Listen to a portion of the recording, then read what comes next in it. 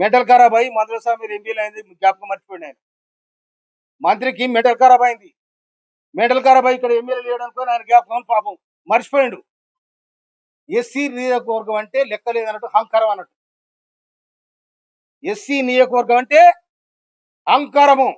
మీ అహంకారపూరితమైన రాజకీయాన్ని సాగు దెబ్బ కొడతామని కూడా హెచ్చరిస్తాను నేను. మా దప్పును మోగుతాయి, మా దండోరు లేస్తాయి. తుంగతుర్తిలో ఉన్న కాంగ్రెస్ పార్టీ కార్యకర్తలందరికీ ఒకటే మాట చెప్తున్నా, నా అభిమానులకు, నా పిలుపు మేరకు సామెల్ని గెలిపించిన మీరందరికీ కూడా నేను క్షమాపణ చెప్తున్నా. ఒక తప్పుడు వ్యక్తిని తీసుకొచ్చి టికెట్ ఇప్పించినా అని చెప్పి నాకు అర్థమైంది. మీకు క్షమాపణ చెప్తున్నా. మందుల సామెల్ గారు ఏది ఆలోచించి మాట్లాడుతుర్రో, నాకు టికెట్ ఇప్పియమని చెప్పి మా ఇంటికి ఒక 100 సార్లు వచ్చిండు. మన తుంగతుర్తితో సంబంధం లేకపోతే మా ఇంటికి వచ్చి టికెట్ ఇప్పియమని ఎందుకు అడిగిండో నాకు అర్థం కాలే. అక్కడ చాలా మంది టికెట్ కోసం పోటీ పడ్డారు తుంగతుర్తిలో. కానీ మందుల సామెల్ గారికి నేను మాట ఇచ్చిన, నేను తప్పకుండా నేను అసెంబ్లీలోకి తీసుకెళ్తా, నువ్వు అసెంబ్లీలో అడుగు పెడుతున్నావు నీకు మాట ఇచ్చిన. నేను తిరుపతిలో ఉన్నప్పుడు ఫోన్ చేస్తే ఆయన ఫోన్ చేసి ఇదే మాట చెప్పిన, నీకు మాట ఇస్తున్నా దేవుని సమక్షంలో నువ్వు అసెంబ్లీలో అడుగు పెడతావని చెప్పిన.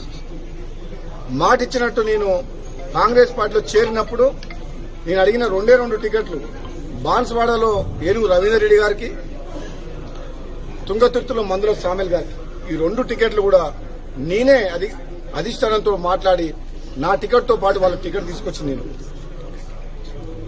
అదే కాకుండా ప్రచారం కూడా వ్యక్తిగతంగా నేను మున్గోడు ఎమ్మెల్యేగా వండుకుంటూ నకరికల్లు, తుంగతుర్తి, భువనగిరి, ఆలేరు, సూర్యాపేట ఈ నియోజకవర్గాల్లో నాకున్న తక్కువ సమయంలో కూడా వాళ్ళ గెలుపు కోసం నేను ప్రచారం చేసి వాళ్ళందరినీ కూడా గెలిపించిన. మొదటి నుంచి కాంగ్రెస్ పార్టీ నమ్ముకున్న కార్యకర్తలకు అన్యాయం జరగొద్దు అని చెప్పి గాంధీ భవన్ సాక్షిగా చెప్పినా, మళ్ళా ఇప్పుడు చెప్తున్నా, తుంగతుర్తి నగరికల్ కాదు రాష్ట్రం మొత్తంలో తెలంగాణలో ఉన్న కాంగ్రెస్ పార్టీ కార్యకర్తలను కాపాడుకోవాల్సిన బాధ్యత నాలాంటి వ్యక్తి మీద ఉన్నది. ఈ ఆయారాం గయారాంలకు భయపడేది లేదు. నిజమైన కాంగ్రెస్ పార్టీ కార్యకర్తలను కాపాడుకోవాల్సిన బాధ్యత పిసిసి ప్రెసిడెంట్ మహేష్ కుమార్ గౌడ్ మీద, AICC incharge general secretary Meenakshi Natarajan గారి మీద, రాష్ట్ర కాంగ్రెస్ నాయకుల మీద, మాలాంటి వ్యక్తుల మీద, అధిష్టానం మీద ఉన్నది.